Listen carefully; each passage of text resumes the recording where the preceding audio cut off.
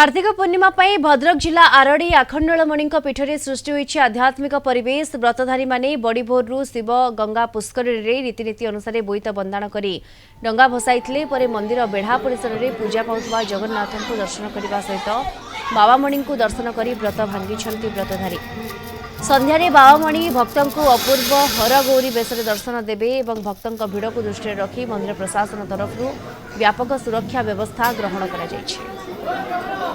भी लगुच ठाकुर दर्शन करी मासक जाकर जो कहती जो पुण्य आसिक ठाकुर आसला बहुत ताहा माने मिल जाऊँ बोलिकी लगुच लोक मान भी बहुत भिड़ अच्छी ठाकुर भी बहुत माने समस्त आशीर्वाद रो एमती भी भक्त मैंने आसु था ठाकुर पाखक ओडिया परंपरा रे आम जगन्नाथ प्रभु जगन्नाथ को मानि आसीचु कि आज मास सारा आम निरामिष खाई बिना पियाज रसुण खाई आम प्रभु को दर्शन करिचु आ बहुत शांति श्रृंखला बहुत भल लगुच। ठाकुर डंगा भसई नदी में आम गाँ नदी बैतरणी नदी डंगा भसई बहुत खुशी लगे।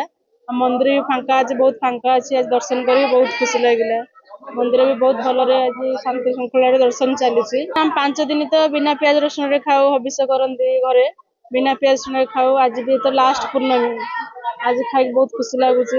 धर्म मसरे डंगा भसई बहुत खुशी लगुच। कार्तिक मसरे आईष खाऊना